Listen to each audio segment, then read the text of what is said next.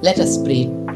God of wisdom and knowledge, we pray for all women to be seen, heard, and valued in this new technological age. May AI serve to amplify their voices, unlock new opportunities, and empower them to fulfill the unique purposes you have for their lives. Spirit, source of Above life, all, embodies. let us remember that you are the ultimate source of all knowledge and wisdom. We trust in your divine plan and pray that we may be good stewards of the gifts and technologies you allow us to discover. Amen. Amen. Thank you very much, Marcia, for that insightful prayer. It's now 6:14, and in about a minute or so, we will start with our sessions. With 20 minutes each, that's going to be almost an hour for our sessions before we are ready for questions. Just a request to kindly mute yourselves so that there will be no background noises. We know you live in a lovely environment, but we don't want to hear all of it right now. Our session is being recorded, so if you would not like to be identified, then you can keep your videos off. If not, we love to see your faces. It makes it really better for the speaker to be interacting with you, and we would love to see you. We begin our first session with Rhea Paul. She's a senior consultant at Oracle. Here she is, Mallu girl with a Mumbai heart and with a global collection of languages. She speaks Japanese, Korean, Italian, French, and Spanish, and then later tells me she loves interacting with clients. I can see why. She works in Bangalore and is fluent in Manglish. You Mallus know what she's talking about. This lovely lady is principal consultant with over 12 years of experience in cloud-based solutions, specializing in what is called as Oracle Cloud. And one of her favorite things is finding solutions. And outside of work, she loves decoupage and learning new sports and reading. The stage is yours, Rhea. You have 20 minutes. Thank you so much. Thank you. Thanks, Rachel. Thanks for the introduction. And thanks to ICWM for this opportunity. So to start with, what is AI? Or the key to artificial intelligence has always been the representation. And the force is strong with this one. So to give you a little bit of context on AI, can anyone tell me what one of the greatest innovations of man or discoveries of man would be? Like, what would you consider one of the greatest innovations throughout the ages? Though I do have a picture of it here, but what would you consider one of the greatest innovations of man? Technology, Yes, language, yes, language is huge. But would you also consider electricity as one of the greatest technologies that man has innovated or discovered? Yes, absolutely. Thank you. So if you do, just to give you like a little bit of context of the speed of diffusion of AI, electricity, the discovery of electricity started in the 1700s with Benjamin Franklin. Then it was followed in the 1800s by Michael Faraday and Thomas Edison. And then electricity was uh, utilized globally maybe in the 19th century and early 20th century. But according to World Bank, as of 2020, there are still 600 million people in Africa who do not have access to electricity. So over a period of 3 centuries, and still there are people in this world who do not have access to the basic necessity of electricity. Whereas AI was discovered first in the 1950s, but the rapid adoption of which started in the early 21st century. And to give you a little context of what I'm talking about, the speed of diffusion of AI, the OpenAI launch was on 30th November 2022, and 1 million people in the world used it in the first 5 days of its launch. And as of September 2025, AI has 800 million active users weekly. So I'm talking about a couple of decades compared to 3 centuries. So this was to give you a little bit of context of why AI, how AI, and what is AI. So moving to the next step, which is the this would be like the definition of AI. What is AI? Artificial intelligence is a technology that allows machines and computers to do tasks that usually require human intelligence, like understanding speech, recognizing faces, making decisions, or even driving cars at this point. So what is AI? To simply put it, it is teaching a computer to think and learn so it can solve problems on its own. So when we use Alexa or Siri and we ask it, what is the weather? AI basically helps it understand your words and give you an answer. So it is essentially a really smart helper that learns from experience and gets better over time. So the next step is, how does AI work? So AI basically mimics human intelligence using data and algorithms. Algorithms are essentially just a set of rules that are designed. So we start with data collection, which basically means you have to feed data thousands of images and thousands of data to help it learn. So for example, if you want AI to detect whether there is a cat in the picture or not, you would feed it thousands of pictures of cats and another few examples of what are non-cats so that it can learn. And then it goes learning from data. So basically it uses algorithms, which is like a set of rules, and it also finds patterns to learn the data that you have fed it. And the next part would be making decisions. So making decisions is essentially that it learns from these patterns. And then when you show a picture, it can decide whether it's a cat or it's not a cat. And the other major thing about AI is it learns over time. It improves over time. It learns from historical data. You can correct it, give feedback, and it'll always keep improving. And to give you a context of two different types of AI, we have something called machine learning AI and generative AI. For machine learning AI is basically an AI that learns from historical data, and then it'll give you predictions and decisions. So for example, the spam email that we have, the spam inbox that we have on our email. So AI, you would feed AI thousands of emails and show them which of these are spam, which of these are not. And using machine learning, it can then on its own decide which email would go to the spam inbox and which one would come to the actual inbox.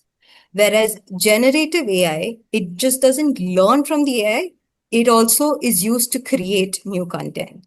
So it can learn how things are made and structured, and it can create a new picture. It can create new videos.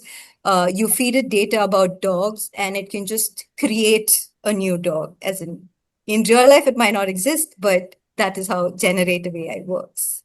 Just to give you a little joke on where is AI used. Where do we use it? I think the more appropriate question would be, where do we not use it? AI is used everywhere in many ways that we might not see. So for example, in smartphones and its voice assistants like Alexa and Siri, we have online shopping and recommendations. So like Amazon and Netflix, which basically studies your historical data, and then it gives you suggestions on items or what shows to watch next. Then we have navigation and traffic, where basically Google Maps will give you the fastest route that you can take, roads that you can use to avoid traffic, or if there are road closures, it can inform you about that. AI is used in healthcare, where it studies medical images and reports, and then it can help doctors determine or detect diseases early. Then we have banking uses it for fraud detection. So it studies how you use your credit card, and if it sees any inconsistency, it can always inform you and send you messages saying, okay, maybe are you the one using the credit card or is it someone else? Manufacturing and industry, basically you have AI or robotic doing the assembly lines. And so it's used all over. We even have self-driving cars like Waymo and Tesla these days. So AI is just everywhere. So, but why do we need women in AI? So this is a small meme that describes it. to also give you like a small analogy or an anecdote, there was a huge tech company that decided to use automate its recruitment in 2014 by using AI. So it decided that it will use AI to help their HR system and revolutionize the hiring system. So it used data from the past 10 years. They used approximately 500 compute models. It discovered 50,000 key terms and attributes that they could use to maybe judge and decide what they would be looking for in the resumes that were followed.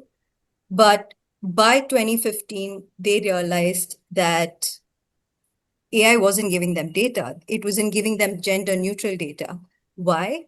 Because they realized that if there was a resume that used the word women's, for example, women's women's captain of the chess club team, it automatically rejected that data. I mean, rejected that resume because it kept learning only from, it was a male dominated field. So all the data was male dominated. And whereas if there was any resume with just the word executed or captured, it automatically preferred those resumes. And even if the resumes were unqualified people, only for using the words of executed and captured, it would recommend those resumes. So basically, the tech company tried to neutralize this algorithm, but they realized they couldn't get it to become non-biased and they scrapped the plan. And even now, women are still at risk of vastly inequitable systems. So in the first picture is a picture of a women dummy being used in the seatbelt safety system. The seatbelt safety system was actually introduced in the early 1950s, and till 2011, they only used male dummies. They never used female dummies. And they didn't realize how it was impacting because there were more women that had critical issues in when car accidents happened because they didn't include women dummies for the longest time till 2011, which was just a couple of decades back, even though the original seatbelt system was introduced in the 1950s. Sometimes doctors do not take women's pain seriously, even though in the left-hand picture, we can see that the gender gap in college completion varies by race and ethnicity in the US, even though there are more women completing their degrees. And the right-hand side picture is the number of girls per 100 boys in undergraduate programs in India. So when AI could become the most pivotal tool yet for advancing gender equality, or it could set us back decades, are women again being left behind? To give you an example of why I'm saying this, there are less than third AI professionals are women. Only 18% of women worldwide are AI researchers. 28% of enrollments in training programs, only 28% of enrollments in training programs are women. And it was also seen that women are 16% less likely than men to use AI in the same job. Bias is already fundamentally embedded in the AI system, but AI tools already perpetuate gender stereotypes from job recruitment algorithms to hypersexualizing women. AI chatbots give different career advice based on gender. So at this point, women's involvement in AI is not optional, it is imperative. And who better to ensure AI tools respect women's privacy and dignity than those of us who have fought for these basic rights? The solution to biased AI is not to abandon it, but flood it with women's perspective, experience, and values. So what is our call to action? women need to be part of design, development, policy making, and using AI itself. Algorithms can create bias, so we need women to be able to design and develop these algorithms. We need policies developed to correct the system. And we also, as women, just need to use the AI itself so that we can flood it with more data. But women are only 50% of the story. So what would the other 50% be? What would you think is the other 50% of the story? The other 50% is the patriarchy. So almost. In fact, more than 50%. Exactly. So for preparedness for the future, so the call to action is preparedness for the future means the government, the organization, and all employees, not only employees. So we need even the men employees to realize and understand the challenges and opportunities that AI put forth in us. So we need the men who are also designing the system to realize what bias they are adding into the AI system or propagating into the AI system. And so some of the things that we would need is a driver's training team or driver's training data, because it has been seen that if there is 40% of if there is training with data that includes 40% of representation from marginalized groups, the bias is reduced by 31%. We need fairness-focused algorithms. We need inclusive development teams, because it was also seen if there are AI teams with 30% plus underrepresented voices, produce systems with 26% less bias. So we can use AI in different ways. Use AI to write emails, use AI to search for recipes, but please be careful. Make sure that the privacy is switched off. You do not share any sensitive data when you're searching for things like that. And to give you a little bit of inspiration, my mother's over 60 years old. She comes from a non-tech background, but she uses Chat GPT or AI like Cloud to help her write code, to help her write emails.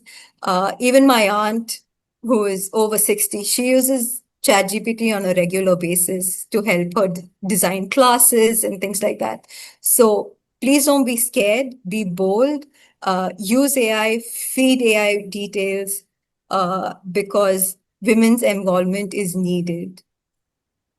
And the solution to biased AI is not to abandon it, but to feed it with women's perspective, experience, and values. And last, to leave you with a little bit of inspiration, these are some of the women who have had, key roles in AI all throughout the years. We have Ada Lovelace, who was one of the first people who designed a computer program. We have Barbara Gross. She is the first female president of the Association for Advancement of Artificial Intelligence. We have Joy Bulimvini. She is the founder of Algorithmic Justice League because she recognized gender and racial bias in facial recognition systems. We have Meera Murati. She is the ex-OpenAI CTO and interim CEO, who currently has she has launched a new AI startup called Thinking Machine Labs. So thank you. So this is what I want to leave you with. Thank you so much. Thank you. Thank you so much, Rhea. That was lovely, short and sweet. You kept with the time. Thank you. All of us are absolutely inspired by your mom using AI and writing code at 60. Because as I had mentioned to you, a lot of us in these organizations are older women, and we tend to think, oh, it's just the young women who deal with computers. All of you, here's a lesson. Learn from Rhea's mom. Rhea, thank you. I'm just going to roughly go ahead repeat a little bit about what you have shared with us. You gave us the basics of AI. You taught us how it's based on data. And it's not something that thinks up ideas on its own unless we provided that kind of data. In other words, AI is just a very complex calculator. And the need for women in AI, because unless we use the AI, we can't expect AI to become gender neutral. I'm shocked by the numbers you gave us because it's like 20%, 30%. Yes. It's way too low. Here's inspiring all of you to safely use AI. I think we'll cover those issues later on how you can use AI safely. The more we use it, the more we make it gender neutral. I am inspired. I think I will mention the book called Weapons of Math Destruction by Dr. Kathy O'Neill, who talks about this data bias and why we urgently, AI is not going anywhere. We need to therefore use it to our benefit. So thank you very much, Rhea. Please stay on for the Q&A round because there will Yes. be plenty aimed at you. We move on to our next speaker, Dr. Ntasha Bhardwaj. She is the founder of the South Asian Institute of Crime and Justice Studies. So all of you, be careful.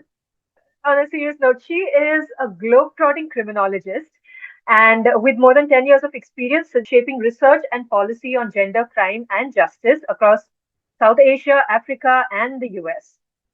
Now, she has been using AI in this area where she's talking about climate induced displacement, trafficking risk, and she's using a lot of data. You'll come to know from her what kind of data is used to train the AI. It's field research, it's mapping, it's digital surveillance, and so on. She founded the organization, and there she has been working on gender based violence, women's incarceration. And I think she will also help you understand how you can use AI in each of your work on these same issues as well. So basically, with all these experiences, I think she said strengthening research capacity, women's incarceration, gender reform, policy, etc. So basically, she's like 10 people in one. Uh, and she's consulted for UN Women and the Indian Ministry of Women and Child Development.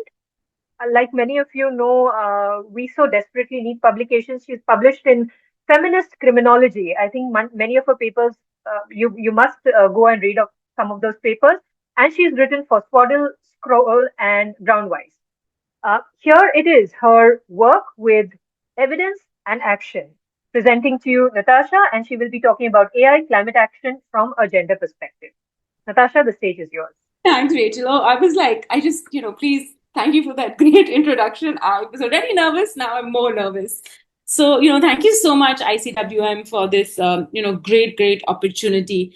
I'm going to keep it a little informal and then like give you a formal presentation about my work because I actually wanted to like really piggyback on what Rhea said because I think she just like really hit the nail on the head, right? Like, it's just our lives have been about women getting left behind, right? And I think so. I'm trained as a criminologist. I'm a researcher, and I'm actually.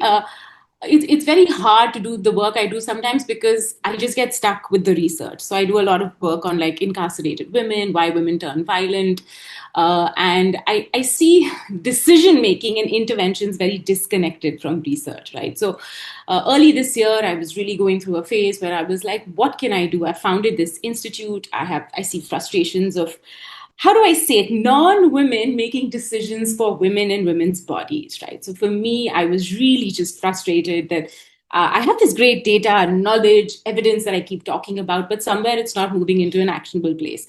So even for me, the journey with AI has been full of stress and trepidation where it's like, is this authentic? Am I even allowed to do this? But, I really started reading up basic YouTube videos and really just using Google to understand how can I use AI in my life? Because there was this constant thing of like, if I don't get on this, I'm going to get left behind, right?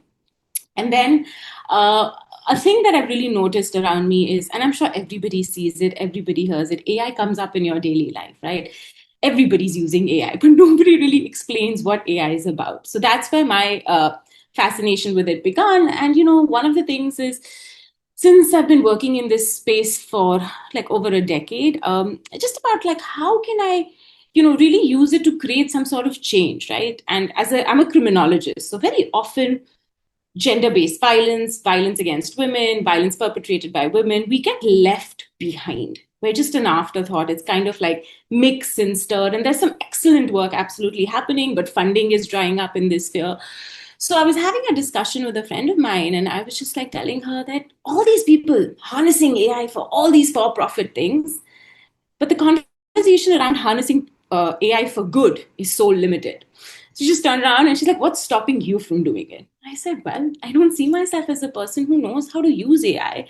I don't know how to use technology. I mean, I can use a phone and a laptop, but that's pretty much where my journey began, right? So I was like, I've been a criminologist. I'm producing all this research. I look at like human trafficking. and started to just read up. And that's where really this idea came about, like, how can I be part of a conversation which sets an example to harness AI for good, right? And I wanted to, honestly, it really comes from being a woman first, because I just feel like so many times you see solutions not being spearheaded by women because of a, I won't say because of lack of confidence, right? You don't have enough figures in that space. We see the divide, lesser amount of women working in STEM, and we know that it's going to happen in AI. And I was like, okay, this is the one time I'm going to stop complaining and be part of the movement. So really what I'm going to talk about today is it's really as a means to really understand how we can harness AI and really protect the needs of a vulnerable community that's often not looked at, right? So yeah, I'm going to just pull up my slides quickly. Sorry, it should show up now. Meanwhile, thank you. You've made us less afraid to use it. I mean, it's quite relatable, the kind of trepidation you express about getting into AI. Yeah, Now and I'm just perfectly love the honest, courage. I'm still like, will we be able to pull this off? But this is the perfect timing because we actually have a working prototype which is working to detect scams now. So, okay, I'm just going to go into, sorry, this is a PDF. So I'm going to go into a full screen mode. Here we go. Okay. Okay, so can you all see my screen? Yeah. So basically what we're building is something to look at the intersections of how climate events are pushing people into organized crime and trafficking, right? So I'm sure all of you have read in the news recently what's happening in Uttarkashi, in Uttarakhand, in Punjab, right? The monsoon has really unleashed its wrath on us, right? And this is not like a new phenomena. And while what I'm going to talk about is South Asia, but I think just in India, it's very apparent that the climate events are getting worse.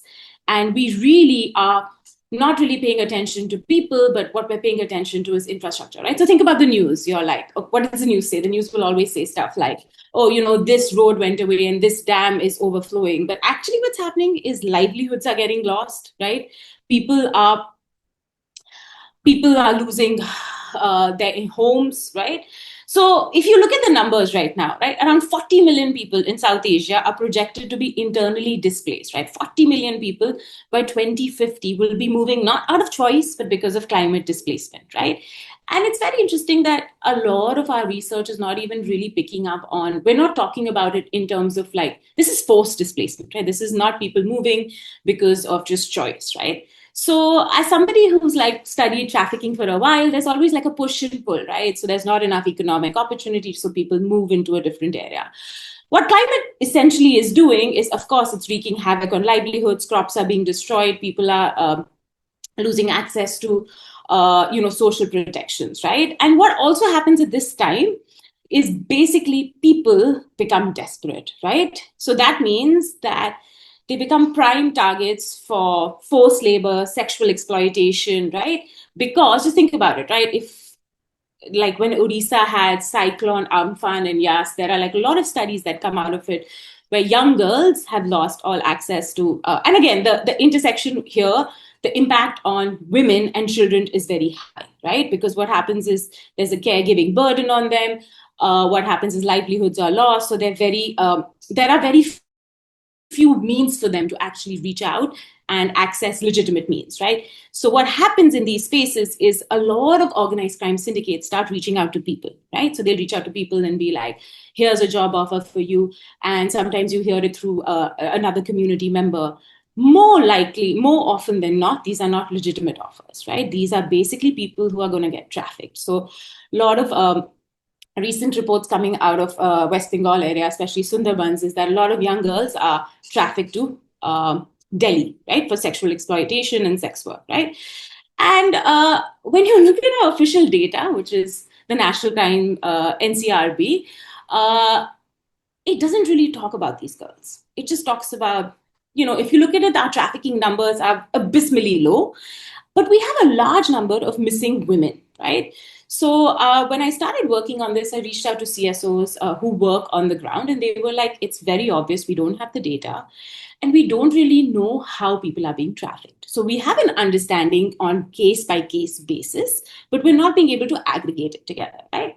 And if you look at how our country and larger South Asia and larger world is responding to climate events, we're very caught up with bringing the heat levels down, better crop production, all very important to build resilient, cities and areas for climate resilience.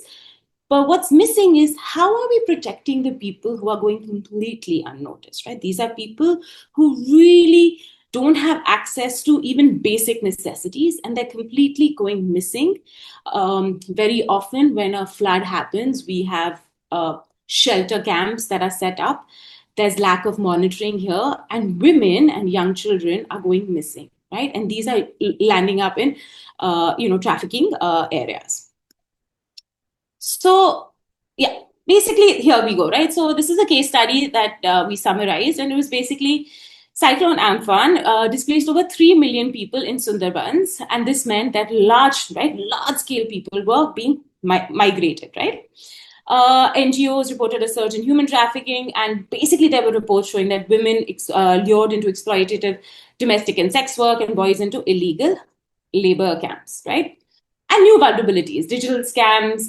Again, I'm sure all of you, even here, if you're sitting at home, you've probably got a phone call which is saying, maybe do you want a new loan? Do you want something? Some sort of scam. I think every single person has either received it by a phone call, WhatsApp, email, right? So imagine if we are just sitting in the comfort of our homes and not really facing a lot of vulnerabilities and desperation. It's easy for us, maybe. I can't say easy because I know a lot of people have fallen for these scams as well. But essentially, these are people who are already so desperate, right? So it is very hard to reach them quickly and very hard to build their resilience or understanding of what is correct and what isn't, right? Very often, these areas, social protections fall through, right? So government schemes to housing and shelter goes through. So people get fake notifications that this is a way that you can really access help. You click on the link, they provide you with, ask you for all your details, connect you with a syndicate, which is not legitimate, right? So our intervention really looks at how do we make sure that we get the stories from the ground, feed it back to the people who are responding, and make sure that the person on the ground is part of the process, but also making sure that they're getting help. And basically, there's a way, and there's a lot of climate maps, which basically tell you what are unsafe areas with climate change. We know how people move. So this was really a great way to use large language models, right? So we decided, by we, I mean, it's a team of 2 of us right now. We have a third person joining. And we decided to really partner and understand if we have such abilities, right, to scam people quickly using AI, then we must have the ability to also use the counterproductive thing of how to use that information to quickly disseminate how scams are happening so that lesser scams happen on the ground. And we can equip police, government enforcement officers, disaster response people with the knowledge of how to help vulnerable people. So this is just a quick thing. Rachel already gave a great introduction. This is where my institute really came in.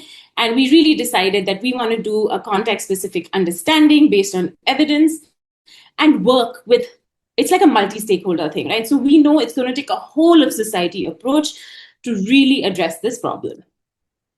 So what I'm going to do now is basically I'm going to focus on just the one aspect. So if it's okay, I'm going to stop sharing right now and quickly share with you what we have built. So we've actually collaborated for the AI scam detection part with a startup called Killify AI, right? So they built their own model which can detect basically malicious scams, right? So in fact, I think a lot of you here will also find it very useful because you're going to see that it's amazing what you can do when you train AI. Again, like Rhea said, you just flood it with a whole bunch of information and it can kind of tell you with 99% confidence, because they're still training their model, how, if let's say a job offer you've received, or if you've received like a loan application, loan scheme, if it's legit or not, right? So what they're basically doing is they're building this app, and we are collaborating with them, and we're co-developing it in English and in all the like large speaking, the bigger majority of South Asian spoken languages in India. That's Hindi, Bengali, Marathi, and Tamil, and it'll be expanded. So another thing that's really happening with AI is a lot of it is English centric, right? So one of the things that we realize, if we really want to help our context, our solutions cannot just be in English. It needs to be in the local languages of the people who are on the front lines, who are facing these vulnerabilities, right? So if you, and once I show you the demonstration, it'll show you that if you give in a request in Marathi, it replies to you in Marathi, right? Yeah. So I'm going to just play that video. Okay. Just let me know if the sound of the video comes through. We'll be going over a demo of Kilafy Yeah. and how to detect scams by sending us a message through WhatsApp. In this first example, we show the user getting a suspicious email and wants to check if it is a potential scam. The email asks the user to log out from all devices and then re-enter the username and password. And if it is indeed a scam, it would help the scammer get access to those details. Kilafy detects it as a scam with high confidence and recommends that the user does not respond or click any links. Next, we'll see a common scam for a job opportunity. The scammer sends a message for a high-paying job with very little work. On the back end, Kilafy will analyze the text.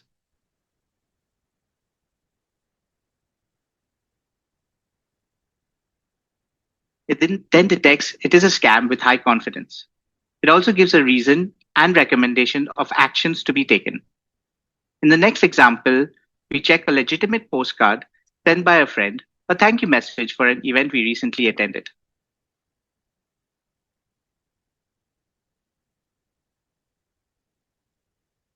Kilafy understands the content of the message and recommends that we do not need to take any action.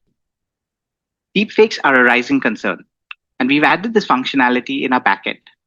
If the user sends an image, our agentic system behind the scenes understands the request and routes it to the respective set of models.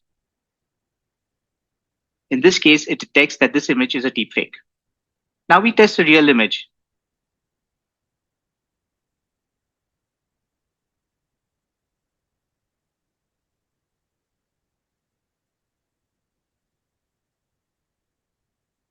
Kilafy detects it is not a fake image by understanding the context of the image.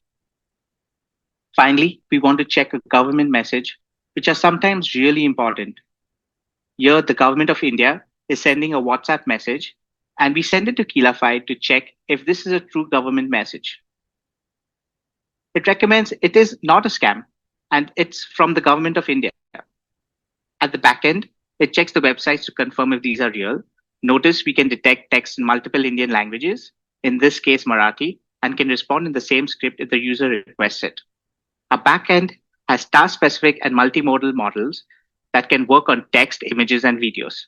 Our agentic system checks the media and recommends actions to be taken. Thank you for your time. Super. So yeah, this is just a little demo of basically what's going to be a bigger dashboard, right? So this is something that we're going to be partnering. We already have started a rollout with CSOs working on the ground who will equip community members with this app. It's currently only through WhatsApp that you can use it. So literally open your WhatsApp, you send a screenshot, and it'll reply to you saying if this is something that you should go forward with. It gives you a recommendation if you should ignore it. And at the back end, we're going to use that to kind of collate information to understand how people are being scammed as well. So we take that information and then send that to law enforcement and again CSOs to work on prevention and response strategies. And this is just something that we're rolling out in areas we know where there are likely climate events possible. And specifically, we'll be starting in the Sundarbans regions, which has a history of this. Honestly, this is something that we've just rolled out. And right now, it can just look at screenshots, but we're hoping that, it'll be able to filter phone calls and even like videos. Because same thing, right? We're trying to start small so we don't make too many mistakes. Similarly, this app was is going to be available for wider use. But again, my role is really to make sure that it is being used by the community it's built for. And again, really having them as part of the process to really create a feedback loop, right? So that I honestly don't know the lived reality of what it is to be a person in the front lines. So really, this is always going to be, edited, worked on, and improved. So yeah, I think I've already gone over time. I'm going to stop now, and yeah, happy to take on some questions later. Thank you so much. This was actually perfect because building on the basics that Rhea had presented to us, you gave us the realities of how you're using the abilities of AI to resolve real life problems. Thank you so much, and lovely to know about Suraksha Lens and Kilafai. I think there are lots of questions coming your way. Please be ready for that.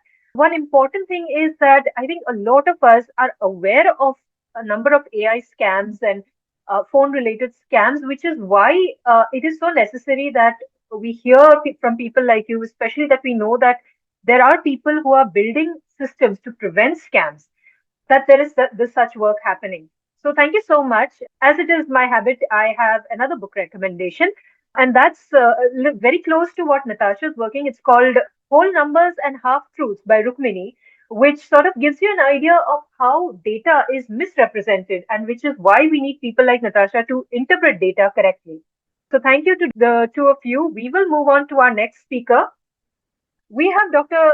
Anisha Thomas, who's faculty of the University of California, Santa Barbara, who will be speaking to us on an even more practical use of AI that's relevant to you and me. Anisha is an absolute force of nature. In the first 5 minutes of talking with her on the phone, she asked me to be godmother to her daughter. Okay, and then following which I had to send an application to her. We're still waiting for the results, and in-person interview is yet to take place. But this woman, I mean, the moment she got on the call, she started talking to everybody, and as if she was the moderator. Anyway, she is an expert in feminist law and society. She has a PhD in gender studies from SOAS, which is part of University of London, and has worked in supporting women survivors of sexual violence in Mumbai, which is also something that many of our members here and in the audience have worked with also. But here we're talking to somebody who is going to use technology in handling these issues. She has also been a visiting scholar at the Institute of Advanced Study, Princeton. Look, our experts are like top level and on the education scale. And her research focuses on how survivors of sexual violence experiences with the legal institution. So here you're getting the perspective from the victim, which is sometimes missing in our reporting. Apart from that, she loves to delve into data analysis in criminology and regulation of marriage and sexuality, and also dealing with colonial era legal legislation. So all our experts have such wide range of experts. Is this really 3 sessions? I think this is 10 sessions wrapped in one. Over to you, Anisha, and all the best. Thank you. Right. Thank you, Rachel. Let me temper everyone's expectations just a little bit. That's quite the introduction. Okay, so we will start off with my presentation, which builds off of a lot of what Rhea has already said. We are, in fact, going to go like almost, we're going to actually review a lot of what Rhea said. I'm going to give you so just a quick overview. What I'm going to talk about are the fundamental limits and limitations of AI. Where are the problems going to start to occur? Where are they already occurring? And how can we think through like what answers are going to be needed? It's not necessarily an action points of A, B, C, D, call up your MLA today, do this, take out a morcha. That's not necessarily where we're going, because sometimes the answers are more in the process rather than the, this goal oriented. Okay. So again, I'll walk you through it, and it's much easier to understand once we go through the presentation. Usually before I do presentations before I do teach class, or in the beginning of the class, before I do presentations, I do this kind of opening intention as a grounding exercise. So just a moment to quickly kind of think through what is the intention of this session. And for me, it's always, this is again, principle, which is that may all of us here serve as links between those who have taught us and those we go on to teach. Like, let's honor that tradition of teaching and sharing, and take that with us. Now, the second part of my presentations, this is like almost formatted. I have an overview of what I do in the next few sessions, next few slides.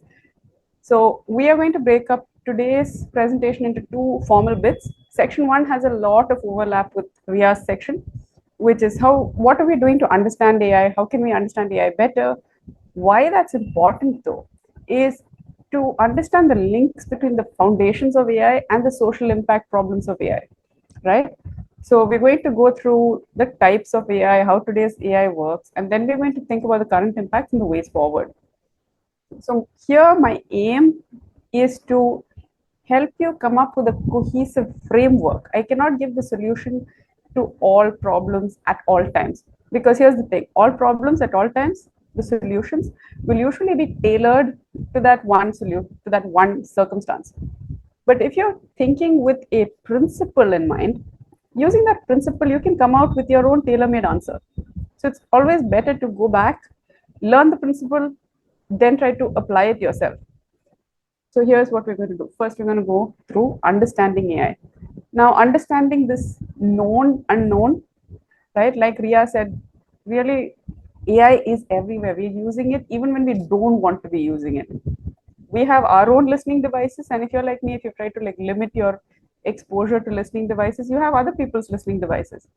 You have other people's like there is something or the other listening to you, watching you, recording you at any given point of time, right? And there are only so many privacy controls you can individually try to unclick, unsubscribe from, and try to protect yourself from.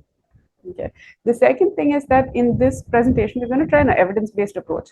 A lot of the media brouhaha about AI is simply that. It's either going into, say, misinformation directly, right? So there are a lot of articles that say things like AI is going to wipe out the need for all human intervention in the next 20 years and people have stopped saving for it. Or it can also go into hype, right? So this goes both ways in terms of apocalyptic statements of AI is going to bring the doom of humanity in the next 20 years. But also the tech, I want to say this, the tech bros, right, who would say AI is the solution to all the problems out there. And when you're hearing these kind of very opposite statements is fundamentally when you also know that something's not sounding correct, right? Both of these can't be true at the same time. And definitely if both of these can't be true at the same time, what is the evidence out there? What do we say? So this is why the need to separate information from misinformation, right? And misinformation from hype.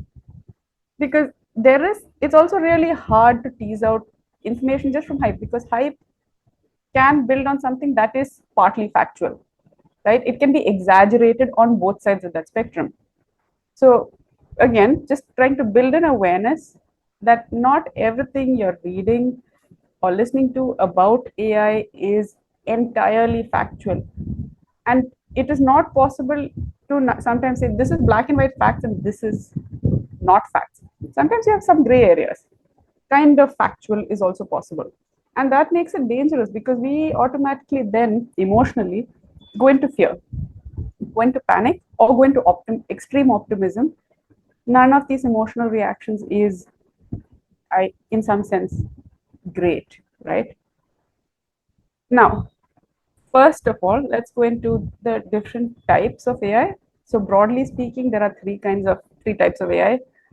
There is narrow AI, which has existed, as Rhea says, for like years at this point, right? And it's sometimes called weak AI or ANI. There is artificial general intelligence, which is AGI, and artificial superintelligence, ASI. Why am I even bringing up these abbreviations? One is because abbreviations sometimes are acronyms have the power to make people believe that what they're looking at is scientific, is a claim to legitimacy, which makes people think that, oh, if someone's using an acronym, if they're throwing around these words, they must know what they're doing. They must know what they're saying. And so again, in this year alone, I have seen so many articles saying that we have almost achieved artificial general intelligence, AGI. That's the, hope and dream of many people. But in some absolute sense, we haven't really reached it. Now, what is the difference between these three things? This is really important. This is where you get to learn and make up your mind. This is where I'm giving you a foundation. What is narrow AI? Narrow AI is AI which builds on data, right, or studies the data, looks for patterns, does pattern recognition, right, and ultimately can give you something based on those patterns, right? So if you want to bring it down to its bare bones, to a very understandable format, it's like saying, if you can plot it on a graph, this is the next step on a graph. And that's not hard to do. I mean, it is hard to do given how many variables there are, given how much data there is. This is a hard problem, but it's also a mathematical problem. You can go from point A to point B. And so we've made a huge leap in terms of computing, big leap in terms of computing, but a small step in terms of this is not true artificial general intelligence, because artificial general intelligence, or AGI, point number 2, is when AI has the ability to create. So we are looking at AI create images of humans, but these are actually just composite images. These are not truly new images completely. They're just composites at the moment, right?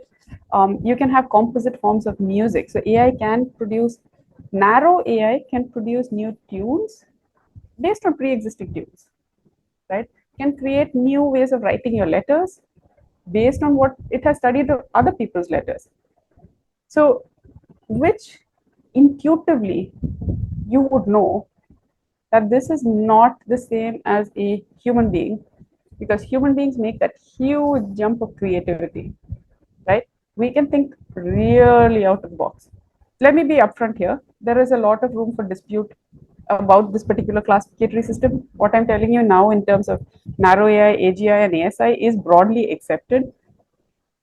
But like all classificatory systems, it is disputed by people saying, oh no, we've already achieved AGI. Not quite, not in my opinion.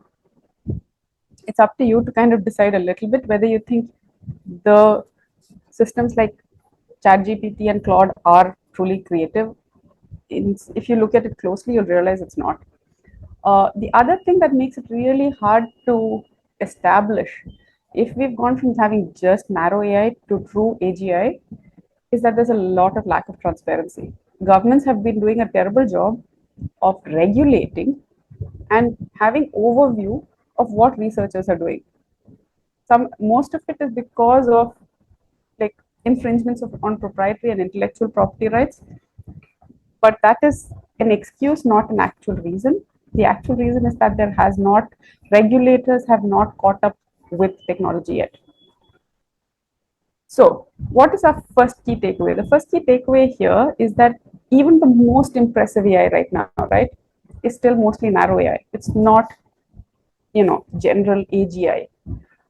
It can get striking, really, truly amazing results if you look at it, but it doesn't have consciousness. So consciousness is key to having AGI.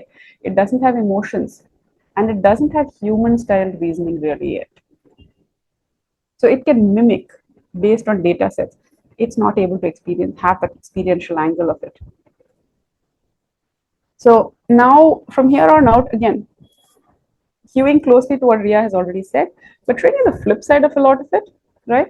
So how today's AI works, as Rhea said, is because narrow AI uses huge data sets, right, to find patterns, make connections, right, and it generates these outputs using language and prediction. So there are these discrete components.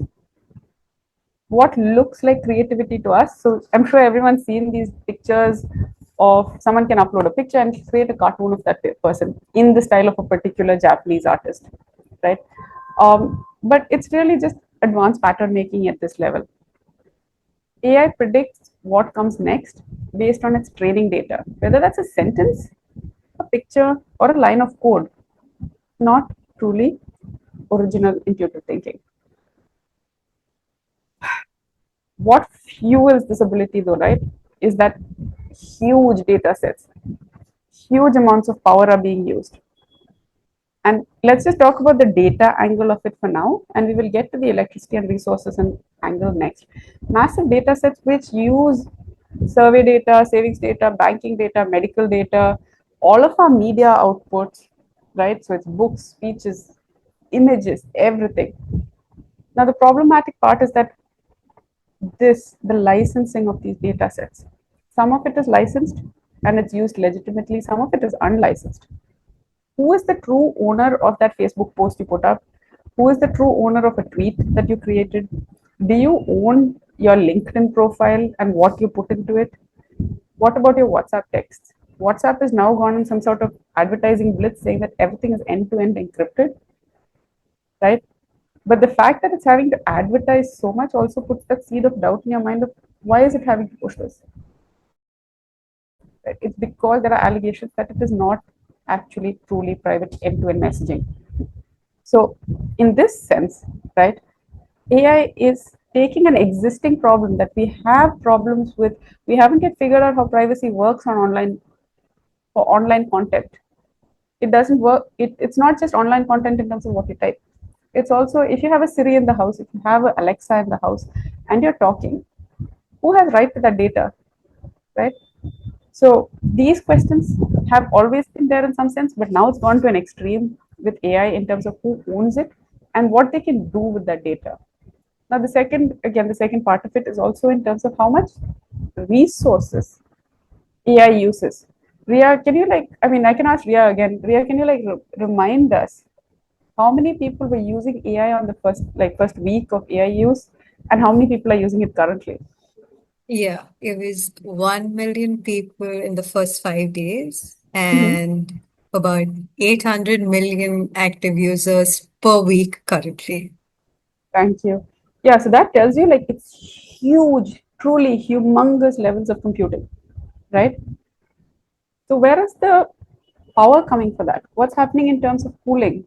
Where is the water coming for cooling these computing systems? Who's actually putting in the effort to train these AI? So Rhea, again, you give us the example of cat picture, cat picture, cat picture, cat picture. This is not a cat picture. Is something that we humans do, and a lot of companies are asking employees to go about training their AI. In fact, we do training of AI when Google asks us, was this direction correct? Is this restaurant still open? Right? So we are training AI without even knowing what we are really getting into and consenting to. So here's the key takeaway, part two, which is that AI is extraordinary at processing the sum total of human produced data, right? But it's only as good as the information we feed it that it's trained on. And here's the second part of it, the settings defined by its creators. So there is information that we feed it, and then there's the settings. Now, settings can be a lot of creativity, and then there is a strong setting for you can reduce the amount of creativity that AI uses. If you have the setting at low, the ability of AI to generate answers goes down. Like to generate what's not answers, the ability of AI to generate original sounding, natural sounding answers goes down. But the minute you twist that knob of creativity to a lot, you have AI what we call hallucinations. And hallucinations are when AI is giving you misinformation, wrong information, information that's not grounded in facts. So these two settings are interrelated. And now the question to ask is, who's in charge of these settings? We're using ChatGPT. Who gets to set the information that's considered legitimate by ChatGPT in usage, and who gets to set how much creativity it's using, right? Okay. So now we move on to section 2, the social impact of AI. We've already been building into this already a little bit, as you can see, but we're going into more people-centric after this, less tech-centric. Just a quick grounding reminder for yourself, right? For everyone, this is very important to keep in mind at all times. Just given how much information overload we have already when we are reading so much about AI and what it can do, what it can't do, what you know as an individual, right? And what you can do as an individual will always exceed what AI knows and can do. And I can give you this kind of money back guarantee, even without being a tech person at all. And I'll tell you why I can give this with so much confidence, right? Part of the reason, as Rhea said, is that AI can't do the dishes, AI can't fix our roads. This part of the problem is hardware related in some sense, infrastructure, resource related, right? Which is, we don't have AI dishwasher loaders yet. We don't have AI that can build roads completely automatically yet. But so the hardware has to catch up. But the actual thing is, hardware can eventually catch up. Given enough time, we might get there. There is, however, deeper social problems that underpin the whole thing, which is what gives me so much confidence that humans will always, almost hands down, beat AI. The first thing, right, as Rhea herself said, is that AI is biased based on the people who built it. People who built it are largely white, male, heterosexual from the global north. So the way they think is fundamentally limited by their experience. And because of those, how does that work in practice? It works in practice because it depends, they get to decide what is considered good data, what is considered clean data, what goes into the training models, right? So, and that is one angle of it. The second angle of it is all of the things we do, all of the things we say, all of the things we produce as humans is in fact goes well beyond the concept of data, right? It's not everything is good data, clean data. All right, so we are at limits and limitations. So we are talking about data and what counts as data, what doesn't count as data. Data doesn't explain our interior lives as individuals, right? It doesn't capture how social expectations, shape our finances, shape our health, shape our relationships. So ultimately, in some very fundamental way, if AI is relying on data, this data will never be able to capture what we do as humans. Right? So there are several layers. First is that the current creators of people, doing the majority of the programming don't share the experiences of the majority of people on planet Earth. Even if we could somehow magically get rid of that problem, there is the second problem that not everything about humanity can be captured as data, right? And this comes down to the soul of what I call human choice. So, just to recap, key takeaway 3, AI will always be bounded by what society decides to value. Technology can only solve the problems that humans collectively decide are worth solving. If we don't have, say, information and data on women migrating from the Sundarbans because we didn't consider them important enough to catalog, if we don't know what's happening in Vidarbha, then they're not going to make it into data points. They're not going to make it into our system. That problem is invisible and does not get solved, does not even get reflected. So how do we get past all of this? We talked about all of the negative limits, limitations, etc. What do we do now? How do we go from here? Right? Here are the things. We have to have intentional interventions.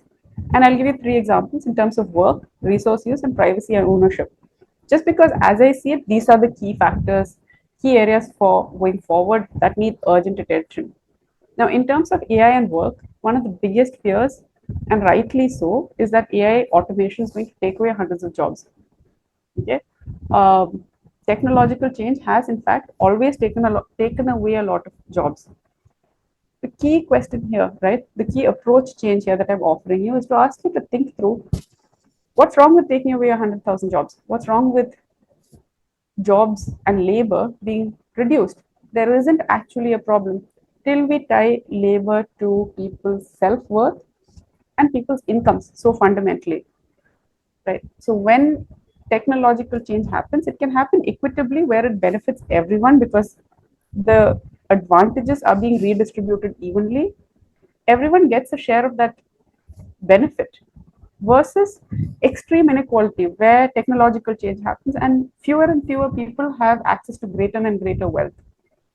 That is not necessarily that's not in fact the way things need to be. We accept it, but it doesn't need to be that way.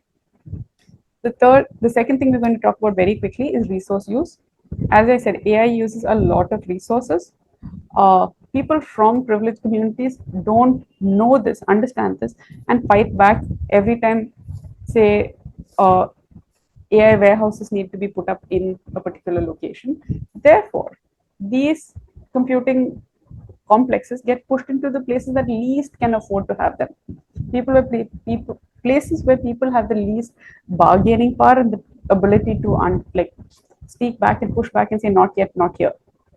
And the third thing that we need intentional intervention about is privacy and ownership. Now, as I've said before, all of these areas are areas that have been problematic areas from before AI. AI has exacerbated the problem, has made it more urgent for us to address these effectively here and now. Okay, so in the interest of time, just very quick recap. Usually the argument is we need stronger regulation. No, we need smarter regulation. We need intentional regulation. Regulation that is truly democratic, which means every person gets a say, not just the rich and the famous. We need better job protections, usual call.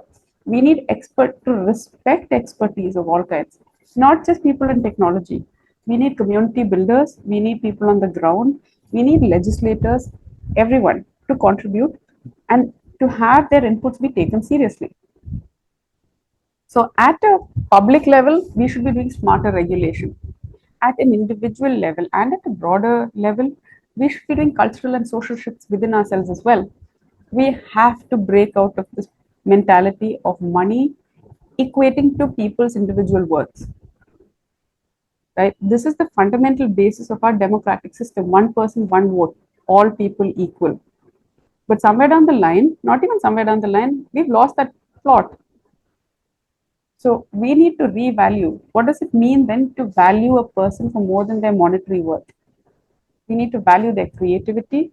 We need to value care and love and affection, emotional, that labor that we do. And that ultimately helps us to value human beings more wholly, right? And that is where we can ultimately best AI. We don't need to be scared of AI in that sense. We can embrace these things.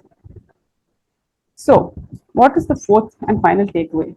AI is both a reflection of our society and its inequalities. It's also an aspiration for the future. So, solutions for the social problems of AI can only be effective if they are rooted, truly rooted, in our revisioning of society itself. Right? So, just going forward in terms of AI depends on the data we feed it. If we feed it data which aligns with our revisioning of society, we can get there eventually. Okay, with that, I'm going to hand over back to Rachel, and we have half an hour for questions. Thank you so much. And I'm sorry I had to do the bit of nudging over there. And we already have hands raised for the question, but just a moment before I will just summarize what Anisha has covered with us. First of all, thank you for differentiating between information and the hype that is associated with AI, the issue about taking away jobs. But we also have to realize it's also creating new types of jobs, or freeing us up to evolve as a society. You helped us give a clear identification of how what is AI creativity versus what is human creativity, and the ethical issues related to data rights and so on. Of course, hallucination and the layers, multiple layers that are to data. It's not just single numbers or letters or the kind of binary that we're talking about. We really wish AI could wash the dishes for us.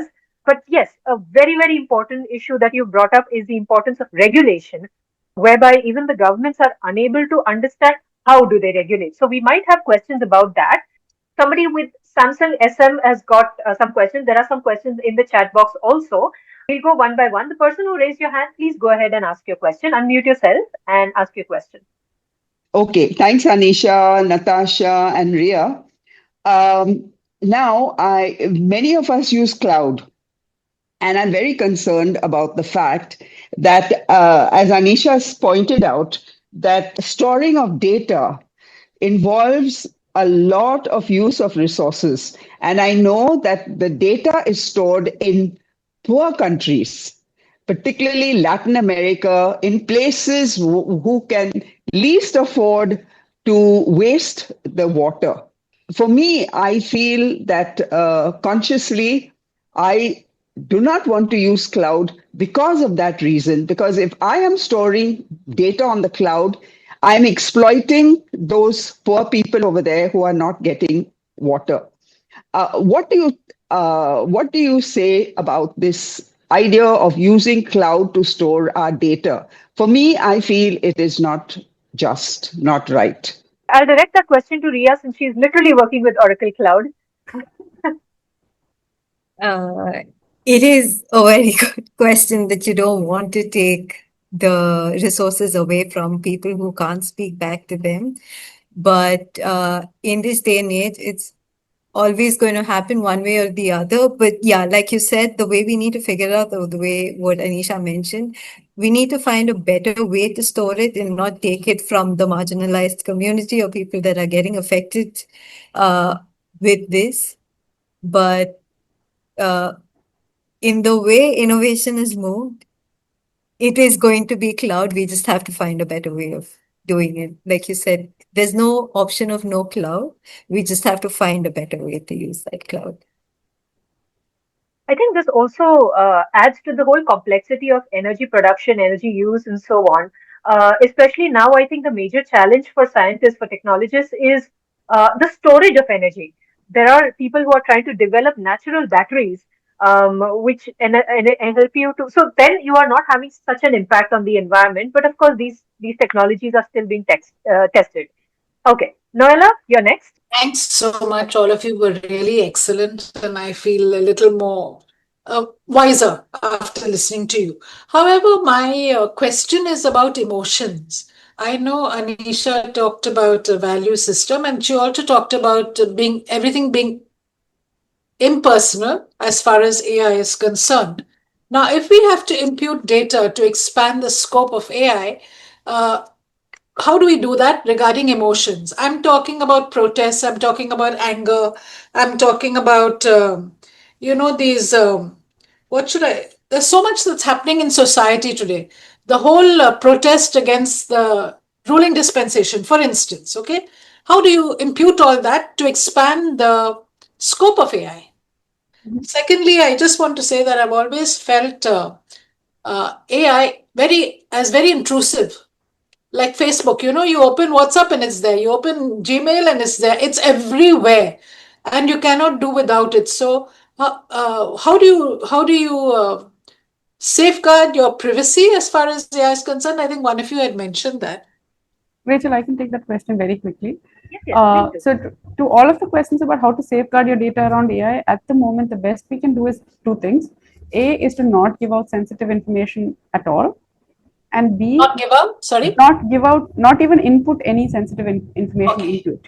Okay. So just complete abstinence in some sense, right? Somebody had mentioned that, yeah. Yeah, so abstinence is A, version A. B is you can put it on temporary mode. Most will offer some sort of temporary mode. The problem is, again, they're being so unclear and there's so little regulatory overview.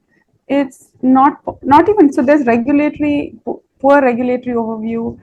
There is, sometimes it's not even, the option's not even available. Thirdly, technically as well, there are it must be challenging, I'm assuming, to ensure that all traces of data are removed after a session is over, right? So what qualifies there? But to the best of your ability, either abstain completely from sensitive information, or B, if you must use it in some sort of temporary/dark mode. ChatGPT for sure offers it. Now, the question you ask about emotions and teaching AI emotions, right, in some sense. How do we increase the data? So we have to increase the data on variables and emotions. That requires, as I said, society revaluing emotions as a valuable facet of humanity. I think we'll actually see more of that in the coming decade or so, right? As people try to make AI better, but in the process reevaluate what's the difference, what is it that's preventing it, and they'll realize emotions is a key factor there.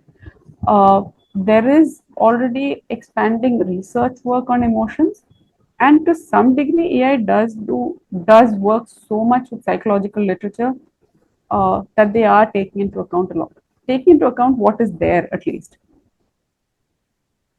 There's a connecting question that says, how do you protect privacy and what is the temporary mode? Can you just explain where they could find it? So on ChatGPT, when you open your home screen, there's a little bubble which is not fully connected.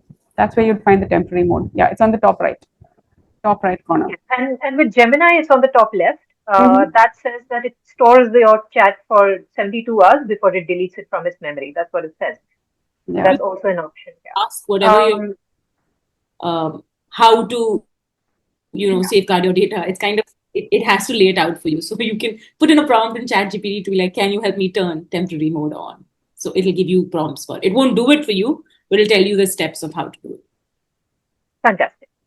I don't know if we have any more questions, but I think earlier we had a question from just a moment. I think there's a question I think Marcia had asked, and I think that's directed a bit towards when Ntasha was having her session. She said, "You said ensure privacy while doing searches. How do you do that? You have challenged me to start using AI, so that's lovely. Being over 60, I have been wary about it. So thank you for that, Marcia. And I think we've covered that question already. Also, I think sometimes we tend to use ChatGPT and all of this like a question answer, right? I write a letter to Sister Noella telling her that I really like her speech. So you don't need to use the names. Just say, I want to write a letter to Sister XYZ, and it will give you a response, and then you can copy paste it into your email or whatever later. There is a question about how to use AI. I think we who do not know to use AI. I think Anne-Marie, you have another question which we could cover now, and that was you can see great opportunity using AI for our future. What concrete suggestions do you have for women religious committed to serve the people and environment? Um, do we have an answer for that? Her question was concrete suggestions for women religious committed to serve the people. How can they use AI in their lives? I think, Ntasha, that could be a little bit in your domain. To be honest, I read that question and I think it just like, as Rhea also said in the end, call to action, and I think Anisha, I think it's about that being part of the conversation. So, I mean this in the nicest way, AI is happening, it's everywhere. So it's best to hop on board, ask for help. There are basic YouTube videos, everything. And there's a decent amount of us who are also working on safeguards, right? So literally, the app that I'm collaborating with, they are because AI has made scams easier. So we're trying to counter it, right? So also please trust that there is a movement which is part of like making it safer and safeguards. But I think the best way to think about it is even if you took that question that you just asked and put it into ChatGPT, it will give you an answer. And it's not necessarily that answer is something that you'll align with, but like for me, when I was looking at it, I did put in prompts to be like, as a criminologist, how can I harness AI for good?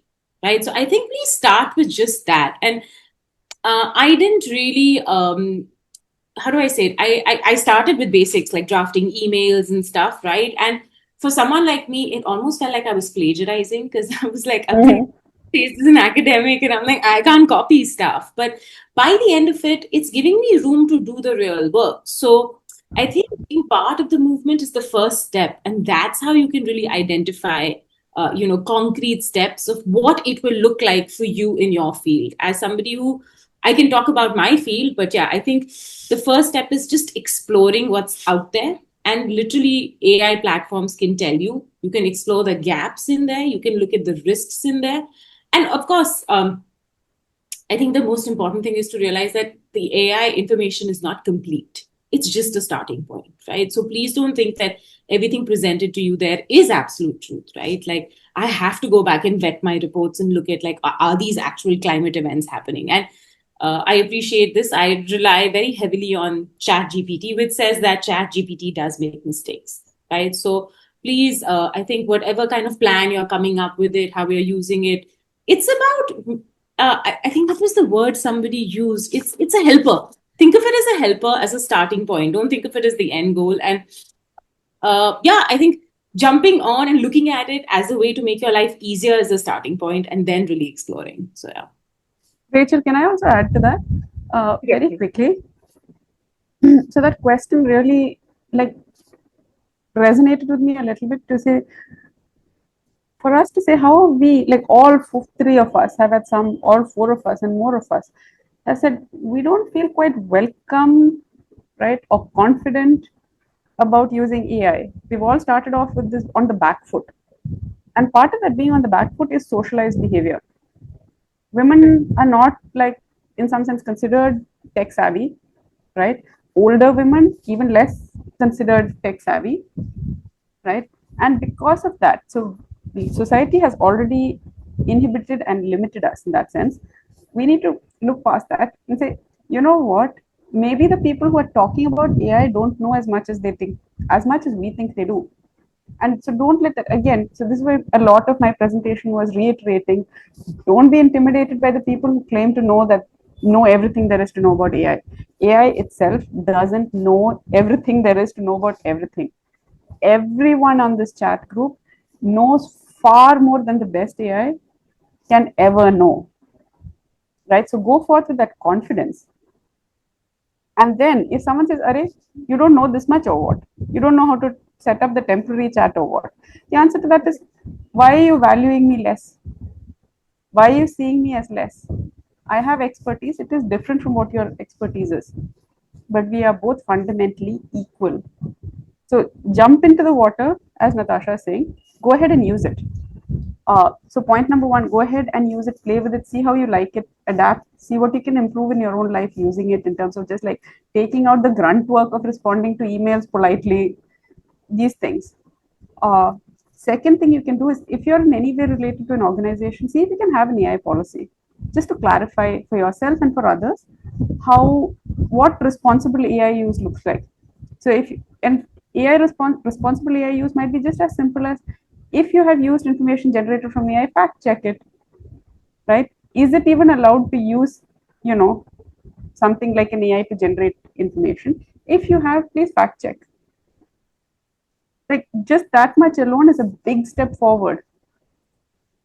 And where possible, like, intervene in your communities, organizations, etc., to encourage women to be more confident about it and to have their concerns raised. Correct. I agree with that. And just to give an example of how I have been using AI as a PhD student right now, I we have to do a lot of statistics and complex statistics, and we don't have enough people to tell us how to do it. So I just went on to Gemini and said, how do I do structural equation modeling, and what are the various apps I can use? So I now handle and I have to code for structural equation modeling. I've never coded before, and for that I have to do some coding, and it wouldn't give me the right answer. So I copy pasted it back into Gemini and said, fix this code, and it did. And then I put it back into program, and I was able to use it. Okay, so this is some way you can, if you're stuck. If you had, I had a question once. IT returns. What are the documents I require to submit for IT returns as per Indian law? And it gave me detailed explanations of which documents I need and from what time, and so on. So this is how it's a more complex search engine which will help you. But yes, as Anisha said, Rachel, wouldn't Google give that also? Would the Google answer your question on IT returns also? yes, but problem with Google I have is that it's so full of jargon. It will say give this document, and P&L statement, and etc., which I later learned was profit and loss statement from stock exchange and all that. But it says securities. I don't know what securities is. I know what the stock market is. So the jargon is fixed by the large language models like and I can ask Gemini later. Okay, you said this. What does this mean? And it will do that for you. So this is the starting spaces where you can start using AI in your regular life. Actually, I was responding to Anne Marie because today's prayer service that I did, not the How Great Thou Art, which is from Google, but the entire prayer is straight from the net, from AI, from Chat GPT. I felt I don't know anything about AI and how am I going to write a prayer on it. So I just asked Chat GPT to prepare a prayer for me on women and AI. And that result is what you heard. And both Astrid and myself, we thought that it was pretty sensitively done. So that is point number one. Point number two, I am 68 years old and I use Chat GPT to help me write songs, because I'm called upon to write songs almost every week. And sometimes you just get so exhausted. So I just put it on to ChatGPT and I get a ready-made song. Then they ask me whether I want chords and melody. Then I stop at that and say, I don't want your Ghana and all of that. I will keep it to lyrics. And then I rework it because then I know so much more about the subject than they do. But it's a great starting point for all of us. That's what I was. Thank you so much, Marcia. We still have about 11 minutes, and so I'm going to make the best use of our experts here. All of you have spoken about training the AI using the data the data that we can contribute.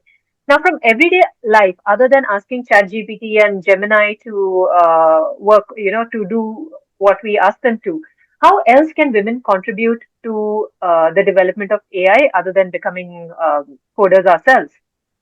What would you say to that? So I think there are a couple. Okay, so there are a couple formal channels that you can be involved in, right? So like I know like a couple multilateral orgs have rolled out ethical women for AI. So the thing is, like, I really want to, and I think it's really coming out through. If we're not part of AI, we're gonna get left behind. So I think we have to take it as a and I really like, I'm really glad, thanks Anisha for reaching out, because I think this panel really speaks to me that the reason I decided to do this is because I didn't want to get left behind. As a woman, I'm always left behind. I've seen like men take decisions about women's bodies, and I've been in those policy rooms. I'm tired of that. So I think it's about realizing that it's not just using AI, but it's also being part of feedback loops. And there are plenty, and especially there are plenty of calls on LinkedIn and the internet in general, research studies, which are asking for feedback. That's one way of doing it. Another way of doing it is, like I said, joining these formal groups, right? I know UNESCO has one, which is on women in ethical AI. And I think beyond that, I think it's asking the right questions as well, right? I think being vocal. I was talking to somebody about data privacy, right? So as we're building this Killify app, we don't save any of the data, but we're still analyzing it, right? And so when I started working, it's actually a team of 3 young men, and it's me. And it was very important for me to feed into them, to be like, these are vulnerable people. I cannot get informed consent. I cannot get many things, but I have to preserve their dignity, right? So I have to make sure. So I think wherever possible, pretty much most women will see it in their workplace, right? And if you see that certain policies are being set up for eyewash, or certain interventions are being lined up, right? To be vocal and to be part of it. Because again, as Rhea shared, as Anisha shared, we're all learning. So let's not be left behind because we didn't speak up. And I think a lot of, I taught an undergraduate class, and it would be amazing how young women many times reached out to me later to be like, I don't feel like speaking up because I'm scared, I'm wrong. And I think the one biggest thing in a classroom was there are no right or wrong answers. Everybody can speak up. So I think it's kind of having that same approach here, that we really don't know where this is going to go. It can be harnessed for good. There are really bad things that can come out of it too. But choosing to not be part of the movement is not an option. So I think, whether that's at your workplace, whether that's through your friends, whether that's through social media, there are enough ways for us to be involved. And it's important that we engage. So I really hope that we can move past that hesitation of like, I have nothing good to say here, and really just engage in every sphere of our life. Thank you. Thank you so much. Do Anisha and Rhea want to add to that? Mine would also essentially be like Ntasha said, we have to be part of the program or we get left behind.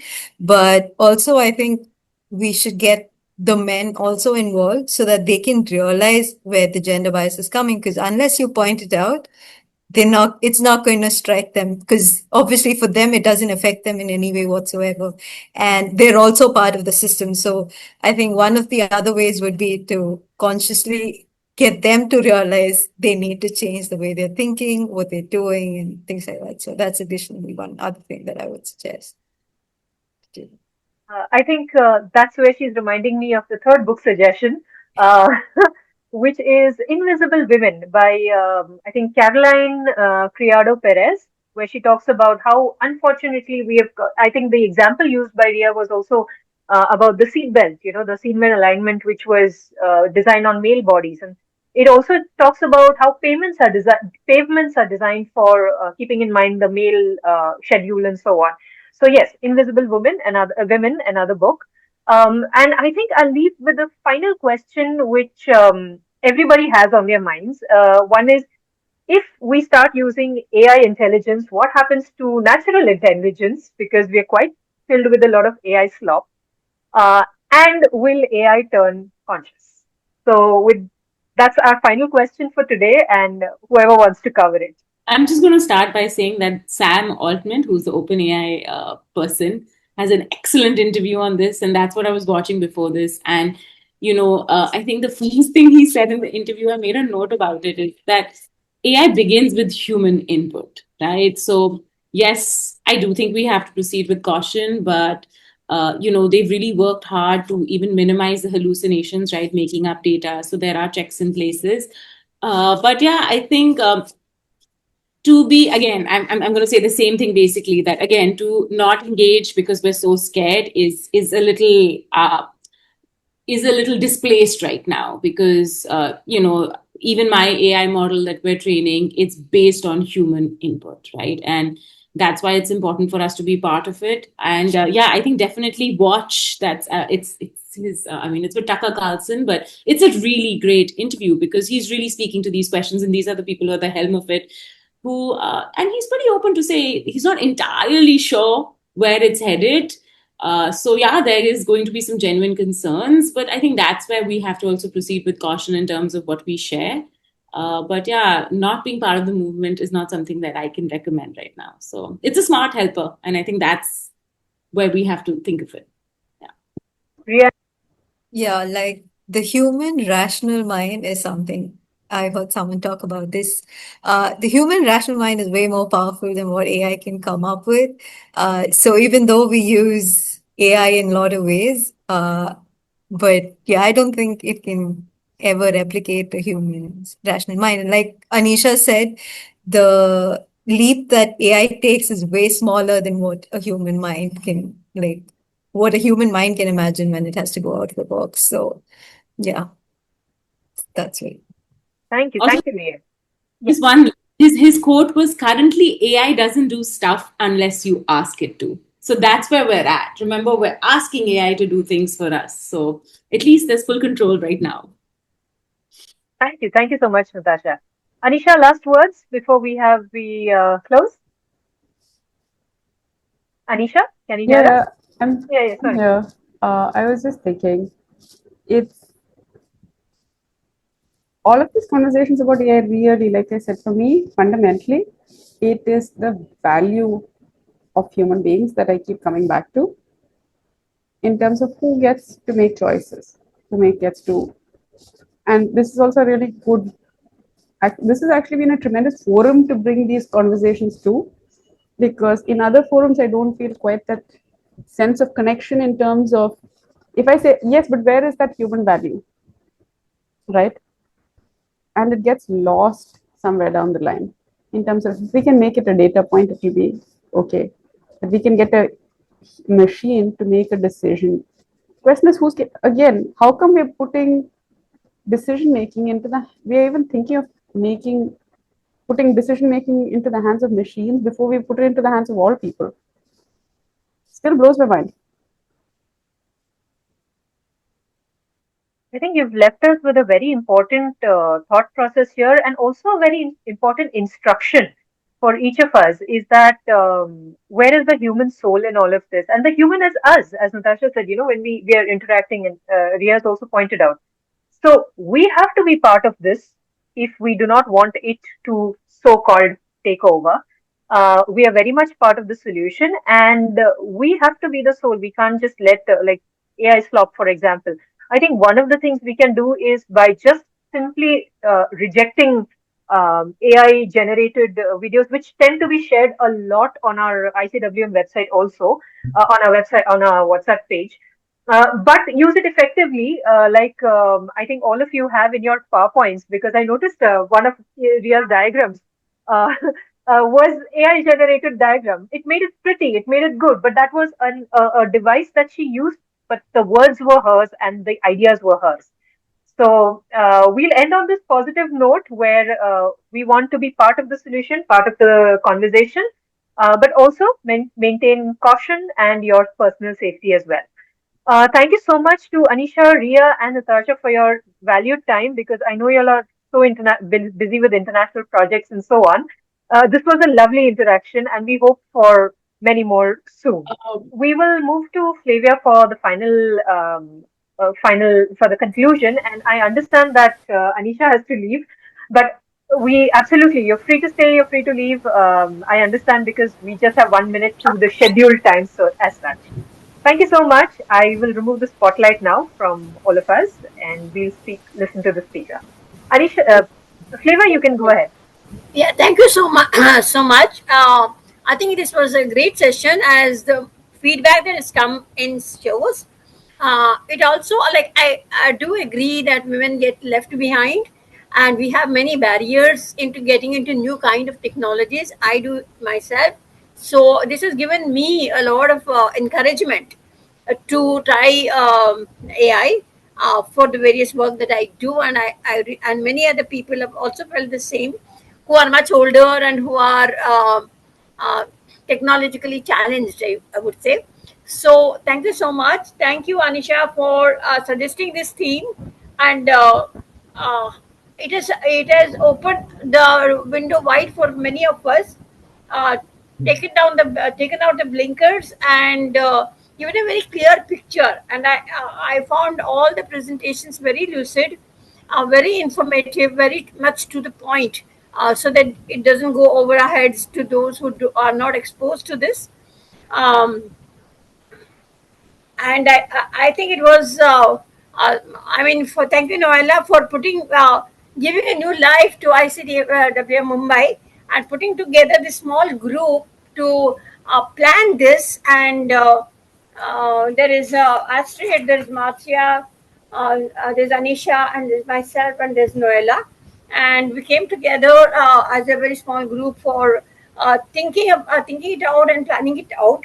And Anisha suggested the speakers and put this panel together. So thank you, Anisha. Thank you, Rachel, for this wonderful chairing of the session. I think I'm seeing you after a very long time, after you moved out of Mumbai. So it's lovely to see you. And it was great coordination work that you did, which you always do. I've seen you in many other forums as well.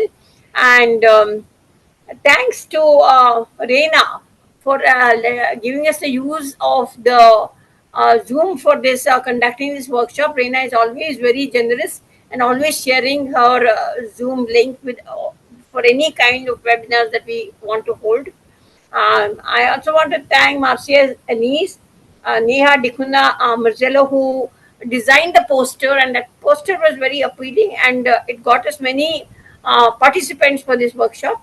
I thank all the participants also who so actively got involved with this, and were so attentive, and and thank you, ICWM, for mainly for getting this group together. Some are ICWM members, some are not, but I think it has created a new kind of awakening within the Bombay group, and we hope we continue to do this, Noella, under your guidance and leadership.